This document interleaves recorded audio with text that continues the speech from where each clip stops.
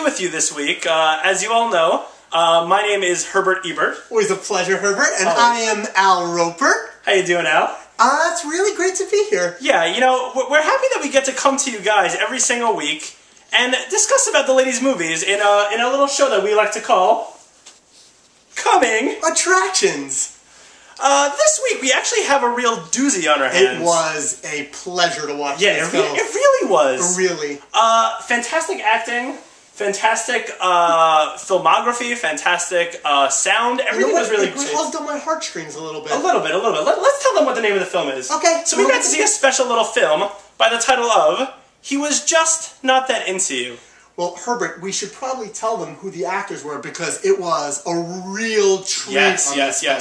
Who was playing Rafi Zlotnick? It was the amazing and just dynamic Vinny Capolino. Ooh, I know. And I can't even tell you the type of on-screen romance and passion that he had with the main actress, the famous German Inga von Lovenstein. How did they get her? I actually have no idea. I actually heard, interesting, she actually couldn't wear her famous heels throughout the whole movie. Only flats. I didn't even notice that. There you go. Very interesting. Why don't we tell our watchers a little bit about the film? Maybe you'll read the back of the book jacket for them. That would be my pleasure.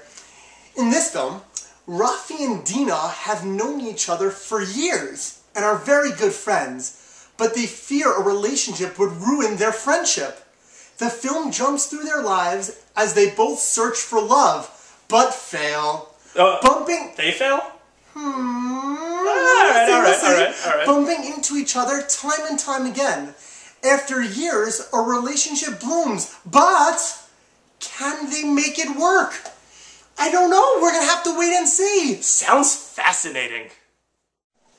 You know, interestingly, Al, I watched the director's cut of this film. How was? Yeah, it was fantastic. You know, that's the kind of thing I love to do. I love to see the ins and outs of the making of the movie. So one interesting point they discussed was that, you know, He Was Just Not Into You actually wasn't the first working title of this. I did not know that. Yeah, see, I want to share something interesting with the audience, all right? Sometimes the directors make choices, and it's great to see what they threw away. Let's talk about it. Please. The first working title that they considered was Little Woman. Oh, I get that. The second one that they didn't really decide on, but they kind of liked, In the Zlotnick of Time. That's a little punny. Third, How to Get a Guy in 10 Years. I think that's really funny. And fourth, Endearment, based on the novel Push by Sapphire. I mean, that title was sort of stolen with that most recent movie. I'm glad they stuck with this one, This one, though, I really think embodies the film really well. Yeah. But, Herb, I meant to ask you, who should be going to see this film? You know, Al, that's a really fantastic question for you kids at home. Let me teach you a little lesson here. If you want to know who should see it, you gotta look on the box. A little rating here. The rating, the rating of He Was Just Not That Into You says it's PG with mild flirtation. Perhaps maybe you'd have a little bit more insight into that, Al. You know how these movies are supposed to be PG. They tell everyone they're PG, but you know they never really are. Yeah, there's a little PG-13 in there. Oh, I know what I did want to discuss with you. Please. One thing I loved about this movie, and honestly almost made the movie for me, the soundtrack. It was just... Al, I'm sorry, I gotta be honest. I give it 2 thumbs down. No! See, the problem I had with the soundtrack is that it was sort of half electronic pop radio garbage, half country. It was almost like a strawberry short steak. It just didn't work for me. I think that's exactly what made it work. Like, going from Garth Brooks to Kelly Clarkson is like, it's like Christmas morning. It's just perfection. I don't know, let's agree to disagree. Okay. Let's talk about the film in and of itself, though. So the film starts off with a small-town girl, sort of living in her own little lonely world, and she meets this city boy, born and raised in Woodmere. Correct. And the two of them are sort of, you know, friends. They see each other here and there. You know what, Herb? This is actually the part of the movie that I disliked the most. How come?